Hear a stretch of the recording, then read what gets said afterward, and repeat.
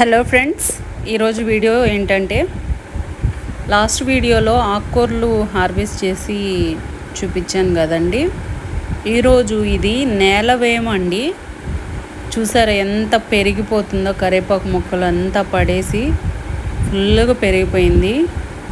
ఈ నేలవేము షుగర్కి బాగా పనిచేస్తుందని తెలుసుకున్నానండి. అయితే మా ఇంట్లో షుగర్ ఉన్న వాళ్ళు ఉన్నారండి.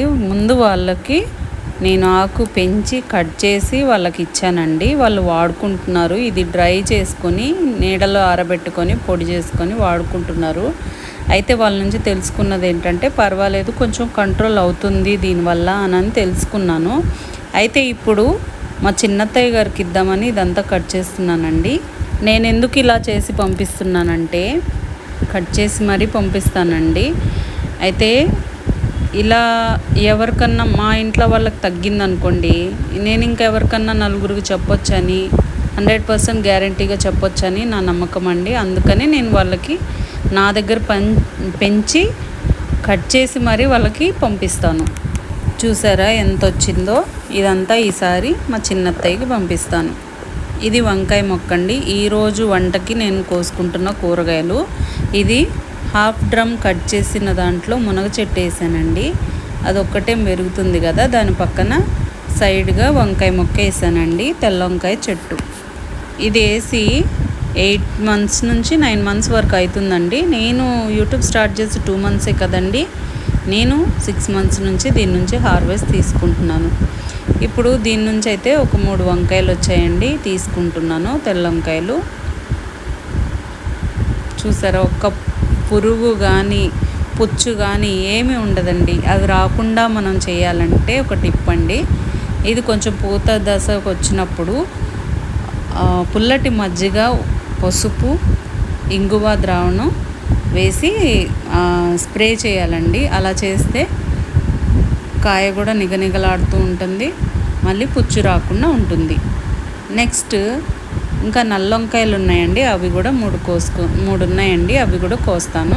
చూడండి, ఇదైతే భలే షైనింగ్గా భలే మెరుస్తుందండి. కాయ చూస్తేనే పచ్చిదే తినాలన్నంత అంత నిగనిగలాడుతున్నాయి. చూసారా అది. తర్వాత వంకాయలోకి ఇప్పుడు దోసకాయ కోసుకుంటున్నానండి. ఈ దోసకాయలు కూడా 3 వచ్చాయండి. చూసారా పిందెలు కూడా ఎలా ఉన్నాయో.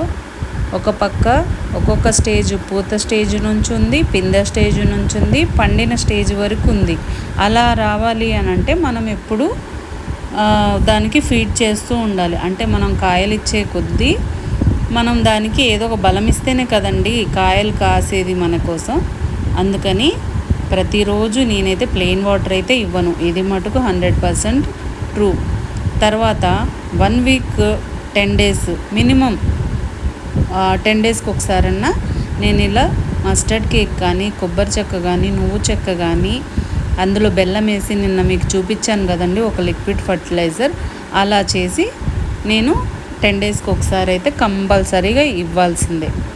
ఎందుకంటే మనం కంటిన్యూగా కూరగాయలు కోసుకోవాలంటే ఇప్పుడు కోసుకుంటున్నాను కదండి, కట్ చేస్తున్నాను కదా, రేపు ఇప్పుడు నిన్న నానబెట్టాను కదండి, మీకు చూపించాను నిన్నటి వీడియోలో సీక్రెట్ లిక్విడ్ ఫర్టిలైజర్ అని. అందులో కూరగాయలు కూడా వేసాను కదా. అవి ఏం చేస్తానంటే ఈరోజు 3 days నానబెట్టి రేపటికి అది అన్నిటికీ అందిస్తానండి. ఇంకా ఇది చూసారా చెట్లు ఎంత పచ్చగా ఉన్నాయో. చుక్కుడు చెట్టు అండి ఇది. చుక్కుడు చెట్లు కూడా 4-5 వేసున్నాను. చూసారా, ఇది నేనేం హ్యాండ్ పాలినేషన్ చేయనండి, వాటంతటికి అవే. నా దగ్గర బీస్ అంటే ఇప్పుడు 1 year 2 years నుంచి కాదు కదండి, నా దగ్గర 6 years నుంచి నేను పెంచుతున్నాను కాబట్టి కంటిన్యూగా నా దగ్గర బీస్ వస్తూ ఉంటాయండి. అవే పాలినేషన్ చేస్తాయండి, నేనైతే హ్యాండ్ పాలినేషన్ చేయను. ఇవి దసరాకి ఫుల్గా వస్తాయి కదండి కాక్స్ కోంబు. ఇవి కూడా ఎప్పుడో తెచ్చివేసిన విత్తనాలు మళ్ళీ పడి వచ్చినాయండి. 3 కుండీల్లో వచ్చాయి, అలా పెరగనిస్తున్నానండి. ఇంకా తర్వాత నిన్న ఇచ్చాను కదండి, నిన్న చూపించాను కదా, అది మళ్ళీ ఈరోజు అలా ఒకసారి క్లాక్ వైజ్ తిప్పాలి. ఇది ఇంకా రేపటి నుంచి నేను చెట్లకి వేస్తానండి. ఇంతేనండి. ఈ వీడియో కనుక మీకు నచ్చినట్లయితే please like, share and subscribe. Thanks for watching. Bye అండి.